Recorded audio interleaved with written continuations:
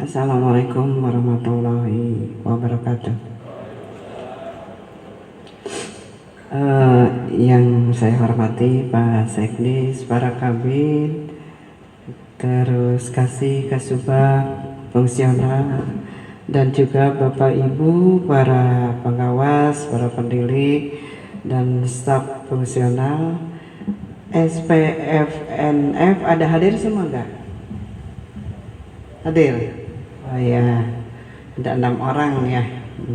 Dan juga anak-anak prakirin yang Bunda sayangi.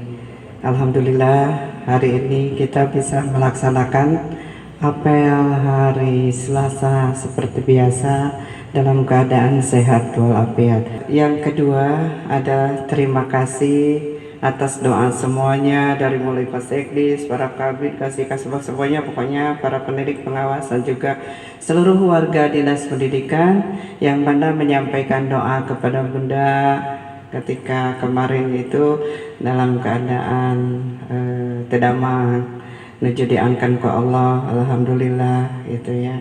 Kemudian ada yang menyampaikan doa ke rumah, ada yang menyampaikan lewat WA, ada juga yang menyampaikan, pokoknya bentuk kasih sayang kepada Bunda melalui doa. Mudah-mudahan Bunda dalam keadaan sehat.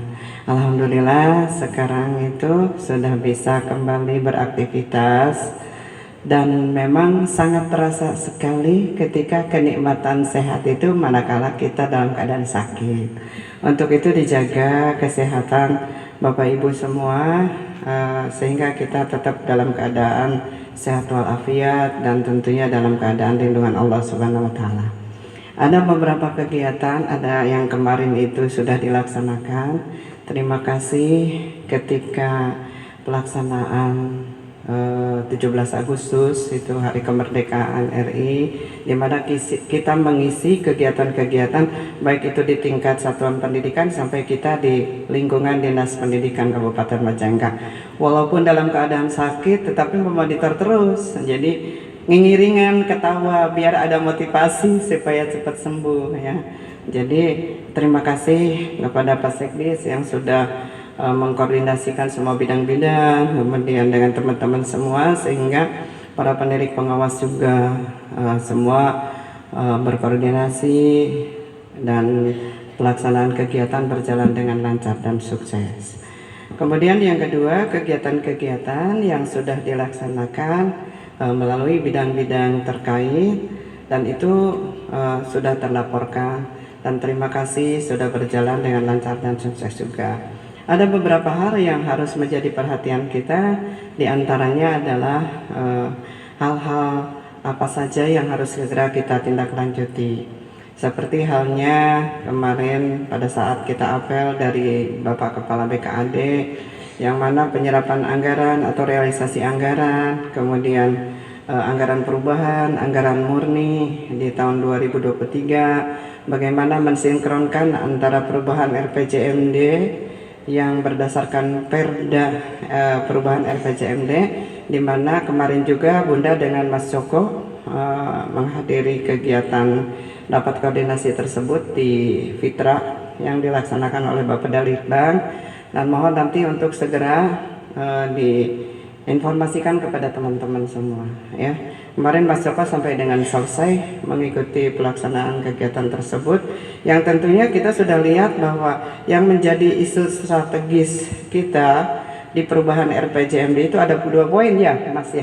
Ya di sana dimana penekanannya terhadap isu strategis itu adalah peningkatan terhadap pendidikan karakter yang sesuai dengan kurikulum, di mana bagian kurikulum segera untuk mempelajari atau bagaimana mengimplementasinya, bagaimana mensosialisasikan, dan bagaimana menindaklanjutinya. Kemudian yang kedua adalah terhadap peningkatan ini pemahaman terhadap literasi, kemudian juga inovasi ya Mas ya. Jadi dua poin itu yang terkait dengan kita Dinas Pendidikan, dan juga yang lainnya adalah terkait dengan OPD-OPD yang lain. Jadi 2 poin yang menjadi isu strategis, apakah sudah teralokasikan kegiatan atau program kegiatan tersebut dan sudah masuk dalam SIPD apa belum. Walaupun sudah penetapan KWPPAS, tetapi mudah-mudahan itu ada peluang-peluang kita untuk memasukkan ke dalam program penunjang terhadap isu strategis tersebut yang menjadi prioritas kita, ya. Kemudian untuk anggaran perubahan tolong dievaluasi lagi barangkali apa yang belum tercover, kemudian apa juga yang memang harus kita masukkan dan yang menjadi prioritas belum terakomodir, dan itu nanti untuk dilaporkan kepada Bunda, ya. Kemudian untuk tahun 2023 juga mudah-mudahan dengan adanya defisit anggaran yang ada di pemerintah daerah yang tentunya akan berdampak terhadap alokasi anggaran di masing-masing OPD. Tetapi mudah-mudahan dengan adanya penambahan anggaran dari DAU, dana transfer pusat ke daerah, itu sesuai dengan harapan kita sehingga tidak perlu ada efisiensi atau penyesuaian di OPD-OPD terkait atau di OPD-OPD yang lainnya. Nah, itu barangkali yang poin yang kedua. Kemudian poin yang ketiga, mohon kepada para kepala bidang apabila ke lapangan terus dimonitor, dan juga para penilik pengawas di lapangan jangan sampai misalkan kita ketika ditanya oleh pimpinan tidak tahu kemudian apa yang terjadi di lapangan. Seperti halnya contoh ini yang kemarin ketika Pak Bupati menyampaikan bahwa katanya sudah dari Dinas Pendidikan untuk melihat atau menengok atau tajiah terhadap anak atau siswa SMP yang tenggelam itu, yang dimana pada saat anak setelah melaksanakan ekstrakurikuler kemudian berenang 3 orang Pak Korwas, dan itu yang 2 bisa terselamatkan, yang 1 lepas tangannya sehingga tidak terselamatkan, dan itu anak dari salah satu laskar, sehingga bertanya kepada Bunda, dan Bunda memang tidak tahu. Jadi daripada pura-pura tahu, lebih baik ya terus terang bahwa kita belum ada laporan. Nah, sehingga jangan sampai terjadi seperti ini, kepala sekolahnya itu laporan kepada kita, kepala bidang yang menangani, dan kemudian para pengawas atau penilik yang ada di sekitar wilayah binaannya tolong dipantau. Jadi sehingga di sini jangan sampai terjadi seperti ini. Yang selanjutnya, ada guru yang meninggal. Guru tersebut adalah guru honorer. Kemudian guru honorer tersebut ya di mana di sekolah tersebut tidak pernah diberikan honor. Nah, sehingga beban yang dipikul oleh guru honorer tersebut karena suaminya adalah hanya sebagai seorang tukang yang dipurah-purah lah gitu. Kadang-kadang ada pekerjaan, kadang-kadang enggak ada pekerjaan. Sehingga muncul itu tersuat di dalam beberapa LSM dan juga beberapa media di mana ketidak ada perhatian Dinas Pendidikan terhadap permasalahan tersebut itu. Sehingga di sini perlu adanya teman-teman jangan sampai hanya ke lapangan saja, tetapi tolong untuk dibina setiap satuan pendidikan dan para kepala sekolah dan juga teman-teman para pengawas dan penilik di lapangan itu mohon untuk dimonitor sehingga kejadian-kejadian yang kemarin itu tidak boleh terulang kembali, dan itu keduluan oleh pimpinan ketika bertanya kepada Bunda tidak tahu karena Bunda anak kengarengkolnya sakit, kemudian di lapangan tidak ada informasi dan laporan itu, sehingga apa yang dipertanyakan oleh pimpinan ya terus terang saja belum ada laporan. Nah, itu jadi koordinasi yang bagus tolong dibina kemudian dilaksanakan oleh semuanya. Untuk selanjutnya, permasalahan-permasalahan di lapangan itu ketika sekecil apapun segera tindak lanjuti, jangan sampai misalkan masalah bertambah menjadi masalah bukan mencari solusi itu. Jadi sehingga masuk segala sesuatu itu ke HP kepala dinas itu. Jadi jika keranjang sampah gitulah semua masuk, sehingga ketika dikonfirmasi kepada bidang-bidang terkait maupun kepada pengawas itu semuanya tidak bisa menjawab apa yang sebenarnya terjadi di lapangan. Nah, itu jangan sampai terjadi seperti gini lagi ya. Nah, itu harus hati-hati karena memang Dinas Pendidikan adalah dinas besar, warganya banyak, anggarannya banyak walaupun itu gaji yang banyaknya, dan masalahnya juga akan banyak itu. Karena warga yang banyak udah pasti boro-boro seueur saurang oge pola pikir atau yang ada di kepala masing-masing itu akan berbeda, sehingga yang dimunculkan masalah-masalah itu akan banyak. Tetapi bagaimana kita cara meminimalisasi dari masalah tersebut itu ya.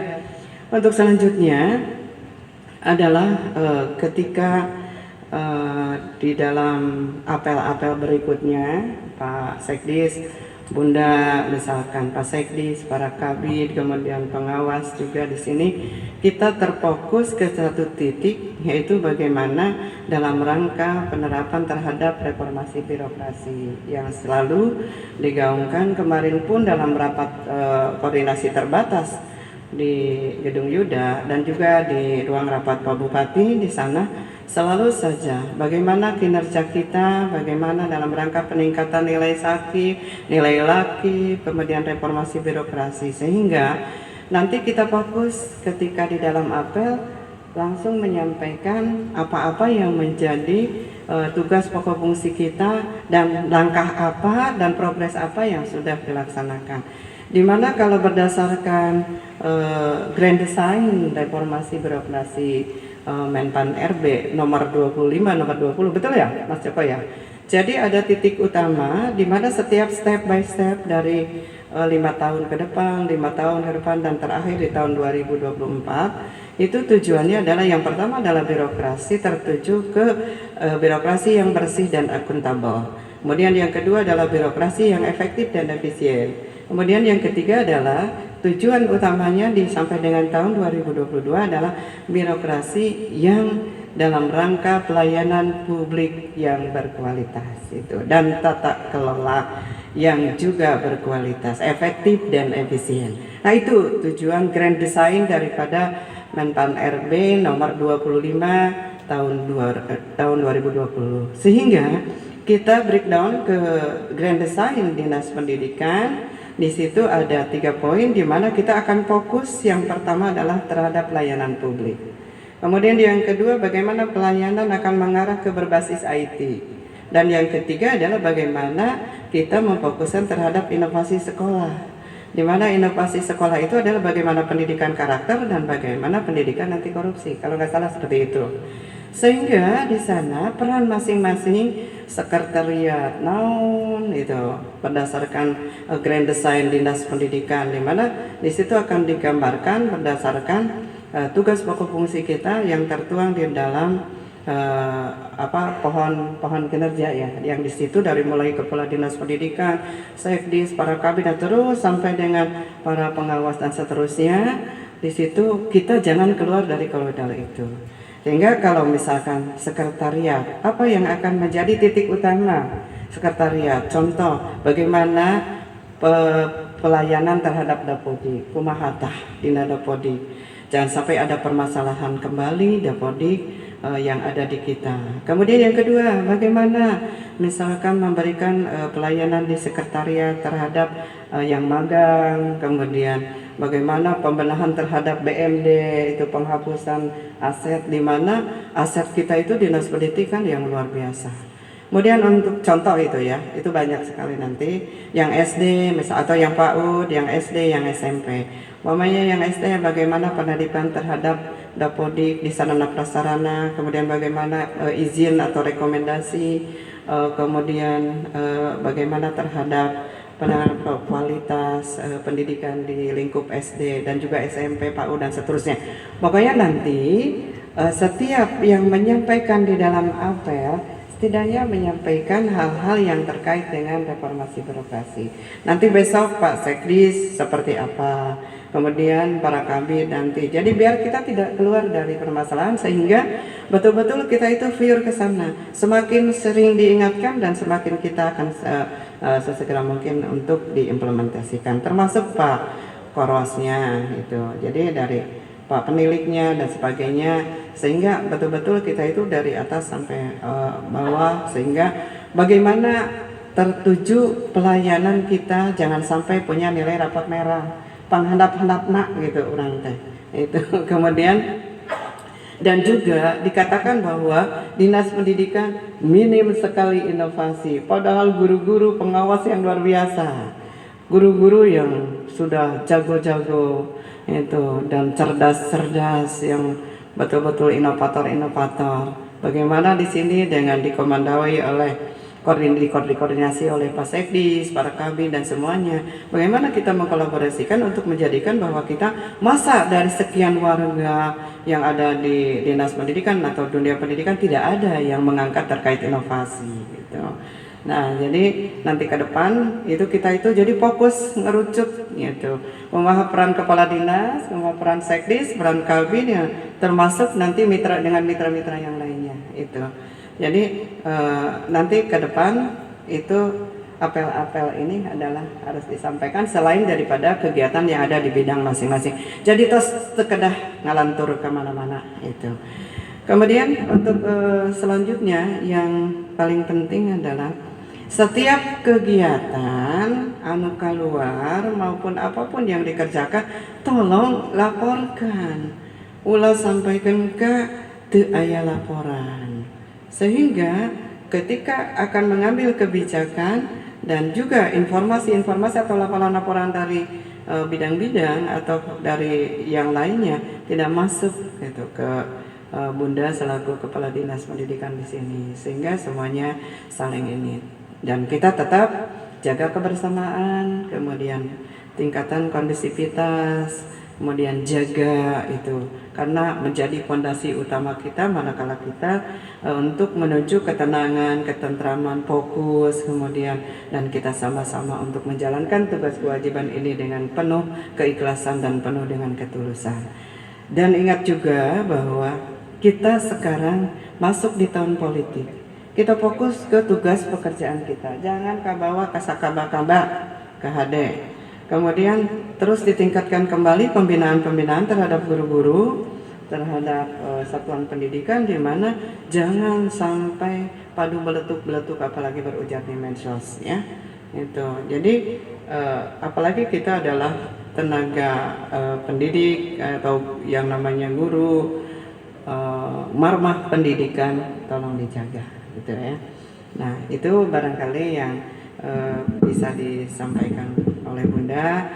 Untuk selanjutnya hari ini mungkin Bunda, Pak Sekdis, Kabid itu dan Kasih yang menangani itu ada undangan untuk menghadiri yang mana setiap tahun memang Pak Perwas itu dilaksanakan yang kerjasama antara PT Astra itu LMS itu dengan kita yang mana dengan sekolah-sekolah yang berdampak terhadap tol itu.